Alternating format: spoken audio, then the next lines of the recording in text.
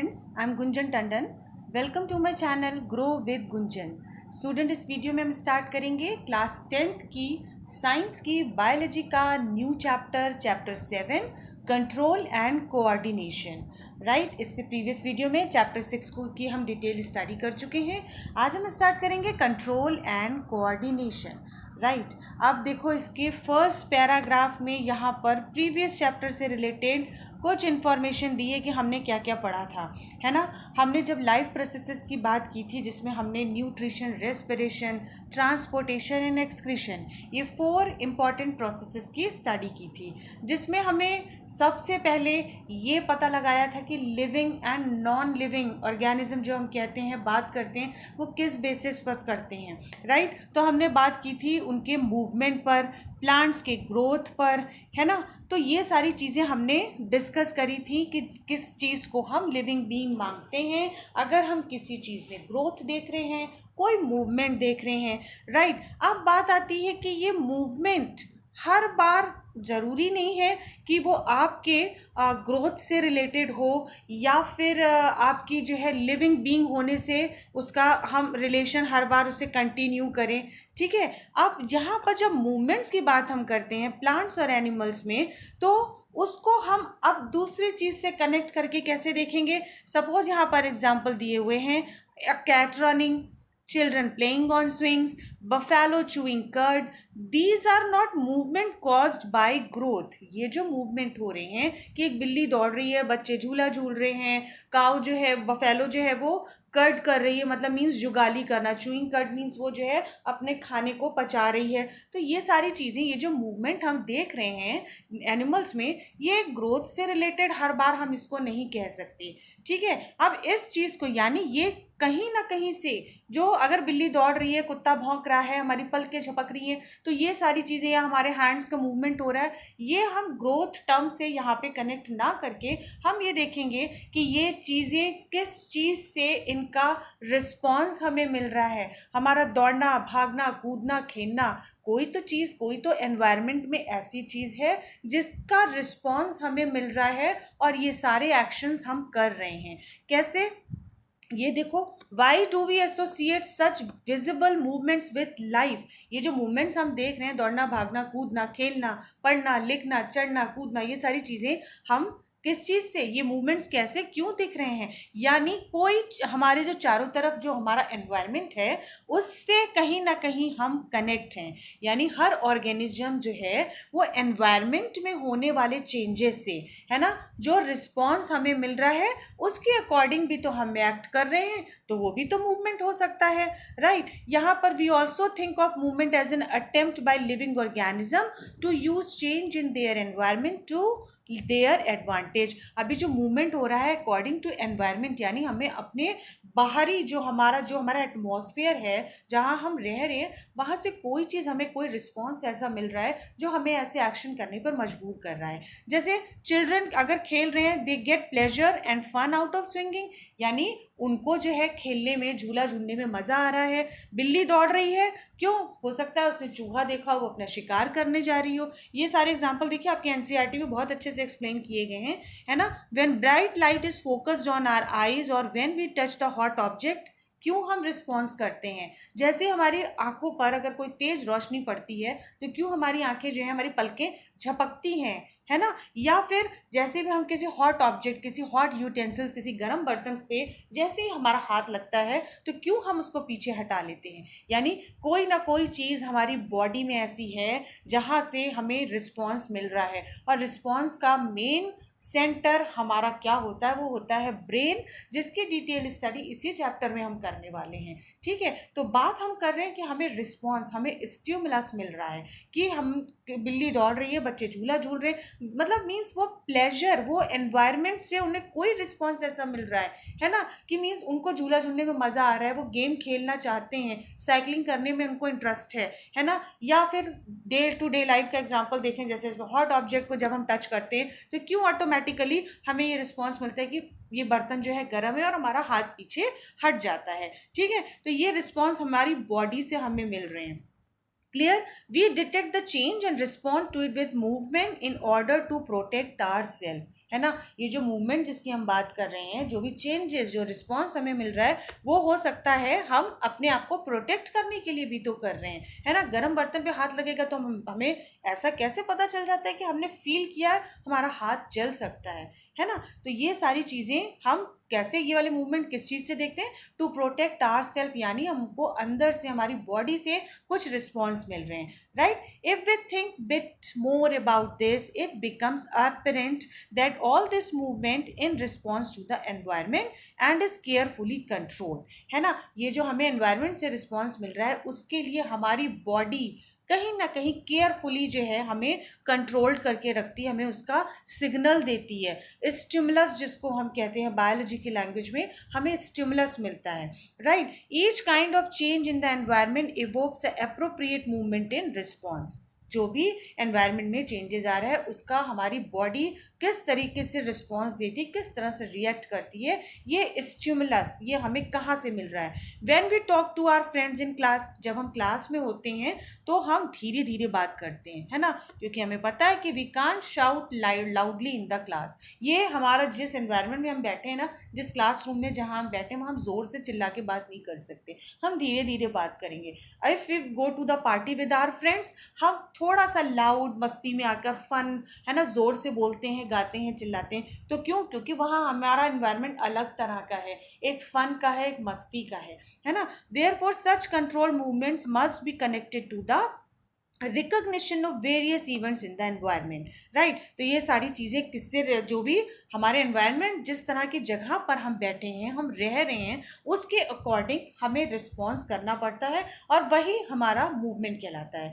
In other words, living organism must use systems providing control and coordination, यानी जितने भी living organism है हमारी बॉडी में, कुछ इस तरह के सिस्टम्स हैं जो हमें कंट्रोल और कोऑर्डिनेट करके रखते हैं अकॉर्डिंग टू आवर एनवायरनमेंट, है ना? तो बात आ गई कंट्रोल एंड कोऑर्डिनेशन, खुद को एनवायरनमेंट के अकॉर्डिंग कंट्रोल करना और उसके अकॉर्डिंग कोऑर्डिनेट करना अपनी बॉडी को, in keeping with the general principles of body organisation. In multi cellular organism specialised tissue use to provide this control and coordination activities.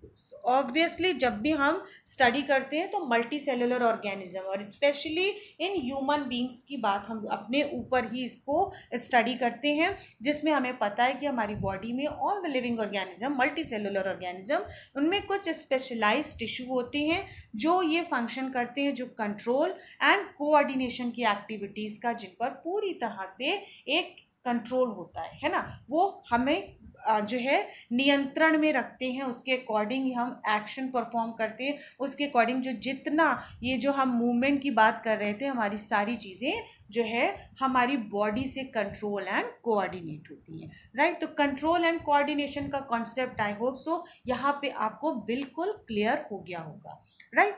अब देखते हैं, हम बात करेंगे और जितनी भी हमने लाइफ प्रोसेसेस पढ़ी थी एनिमल्स एंड प्लांट्स में पढ़ी थी, तो हेयर हम यहाँ पर देखते हैं एनिमल्स की में किस तरह से कंट्रोल एंड कोऑर्डिनेशन सिस्टम होता है, राइट? और एनिमल्स में जो कोऑर्डिनेशन सिस्टम होता है वो कौन कंट्रोल करता है? हमारा नर्वस सिस्टम। हमने प्रीवियस क्लास में पढ़े थे nervous tissue and muscular tissues, ये पढ़े थे, है ना? तो नर्वस सिस्टम हमने डिटेल में पढ़ा था वहाँ पे जब हम टिश्यू पढ़ रहे थे।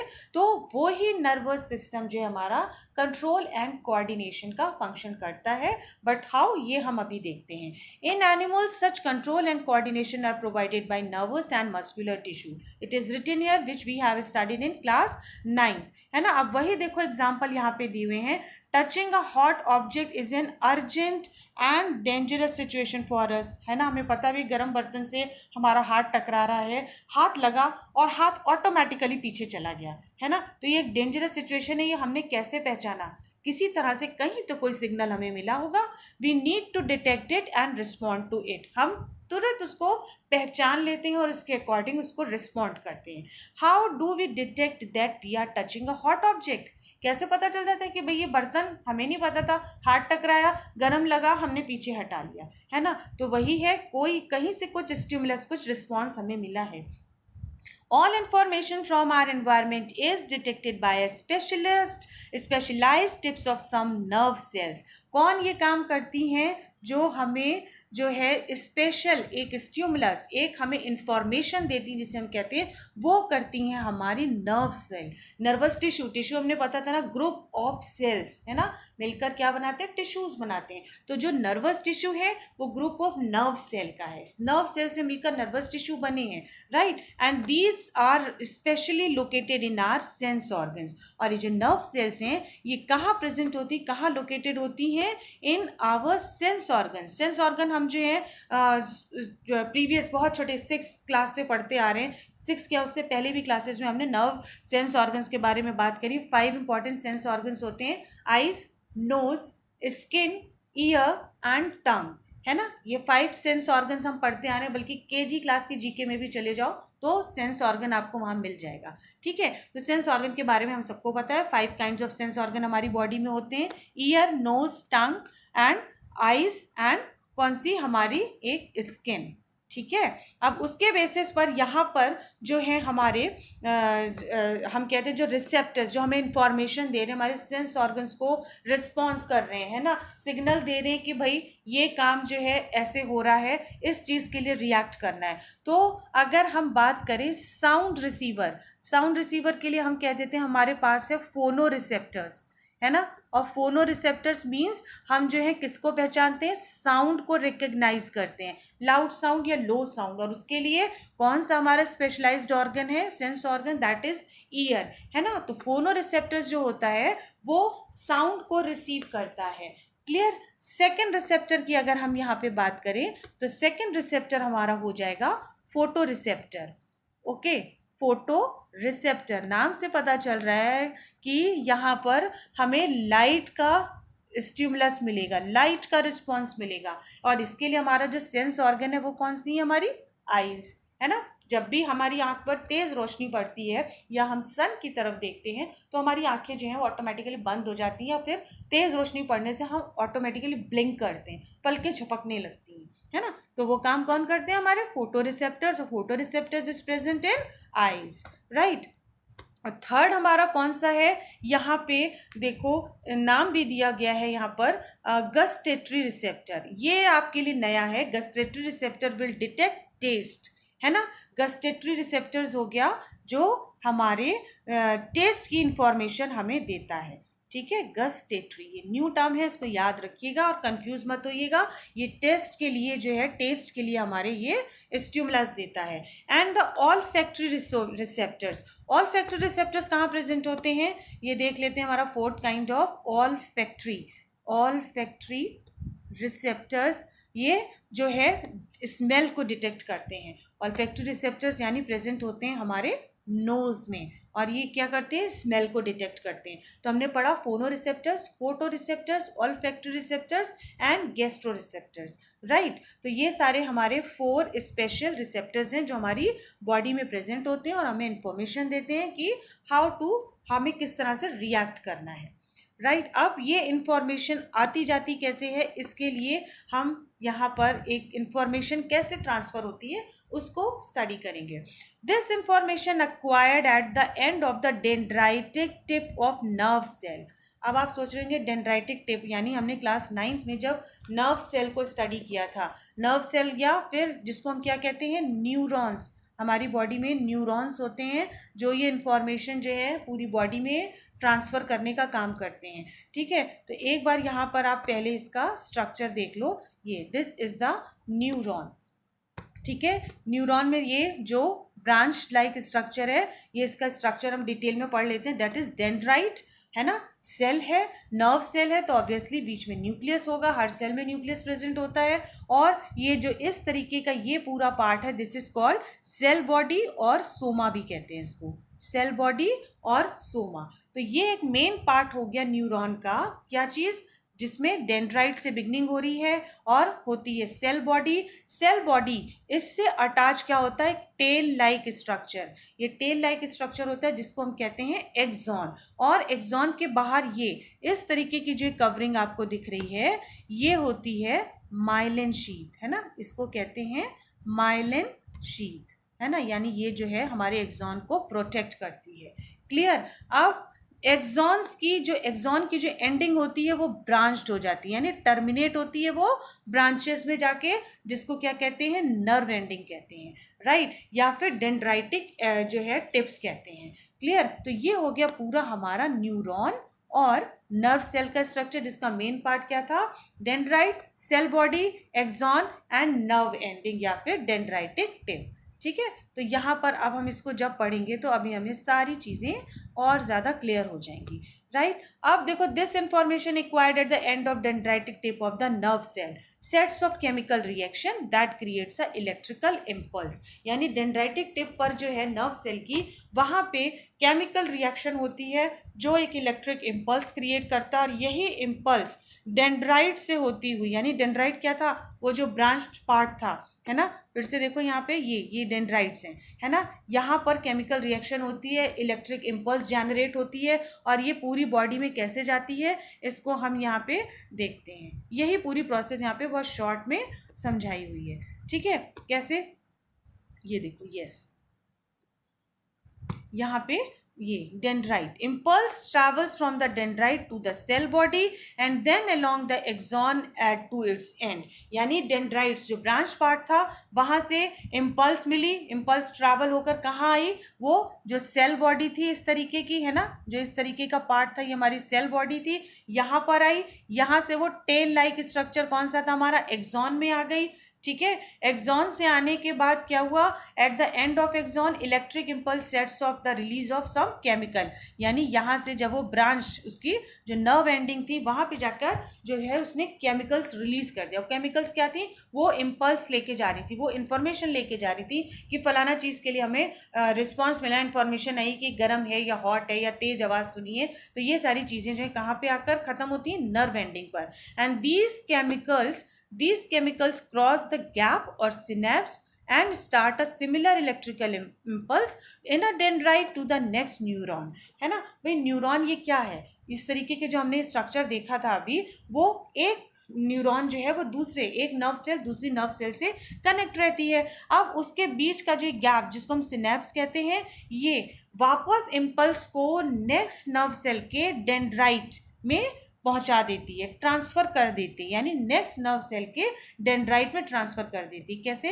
ये एक स्ट्रक्चर है, मान लो इसके पीछे एक और, यहां पर इस तरीके से ये नेक्स्ट हमारी न्यूरॉन नर्व सेल लगी हुई है। ठीक है, इसको हमने मान लिया ये हमारी नर्व सेल है, ये इसके डेंड्राइट हो गए, और यहाँ पर ये हमारा एक्सॉन हो गया, है ना। ठीक है, इसको और थोड़ा सा आगे बनाकर हम क्लियर कर लेते हैं इस तरीके से। ये हो गया हमारा एक्सॉन, यानी next nerve cell, nerve cell में ये डेंड्राइट्स हो गए बाहर की तरफ, और ये लॉन्ग एंडिंग एक्सॉन की हो गई, और फिर एंडिंग हो गई उसकी नर्व एंडिंग में, यानी जो नेक्स्ट नर्व सेल और नर्व एंडिंग के बीच की ये गैप थी, यहां से जो क्या आई, इंफॉर्मेशन आई, उसने इस नर्व सेल को जो है वो इम्पल्स जो इंफॉर्मेशन थी वो ट्रांसफर कर दी। कैसे, फिर अगेन उसने डेंड्राइट को ट्रांसफर किया, डेंड्राइट से सेल बॉडी में आई, सेल बॉडी से एक्सॉन, एक्सॉन से फिर नर्व एंडिंग, फिर नर्व एंडिंग से जो है दूसरी नर्व सेल कनेक्ट थी, यानी न्यूरॉन कनेक्ट था, यही तो लिखा है, न्यूरॉन कनेक्ट था, उसके डेंड्राइट में पहुंची, और डेंड्राइट से फिर वापस सेल बॉडी टू एक्सॉन, और नर्व एंडिंग से होती अगेन एक नर्व सेल दूसरी नर्व सेल को जिस तरीके से इंफॉर्मेशन पूरी बॉडी में जो है वो ट्रांसफर करती रहती है, right. This is general scheme of how nerve impulse travel in our body. यही फ्लो, यही एक स्कीम है जिसके थ्रू नर्व इम्पल्स बॉडी में जो है वो ट्रैवल कर रही है। Similar synapse finally allows delivery of such impulse from neuron to other cell या फिर सच सेल्स और ग्लैंड। तो ये जो सिनेप्स क्या हो गया, जो gap between nerve ending of first neuron and to the dendrite of the another neuron, यानी एक नर्व सेल का नर्व एंडिंग और दूसरे नर्व सेल का डेंड्राइट के जो के बीच का जो गैप है वो सिनेप्स कहलाता है। वही जो है इम्पल्स को डिलीवर करती है, ट्रांसफर करती है एक सेल से दूसरी सेल में। तो ये पूरा एक स्कीम हमारी बॉडी में इस तरीके से ट्रैवल करती है। It is thus no surprise that nervous tissue is made up of an organized network of nerve cell और न्यूरॉन. तो समझ में आ गया कि जो नर्वस टिश्यू है किस चीज के बने होते हैं, नेटवर्क ऑफ नर्व सेल्स और न्यूरॉन्स, जिनको हम कह रहे हैं इतने सारे न्यूरॉन्स एक दूसरे से कनेक्ट रहते हैं, and is specialised for conducting information via electrical impulses from one part of the body to another. Right, तो इसमें हमने देखा किस तरीके से जो इम्पल्स, जो इंफॉर्मेशन आ रही है वो किसके थ्रू ट्रांसफर हो रही है. नर्वस टिश्यू में क्या होती है, नर्व सेल्स, जिनका नेटवर्क होता है, एक नर्व सेल दूसरे से कनेक्ट होती हैं और वो किस तरीके से ट्रैवल करती हैं इंफॉर्मेशन और इम्पल्सेस को एक सेल से दूसरी सेल में, यानी वो पूरी बॉडी में हमारे जनरेट होती रहती है.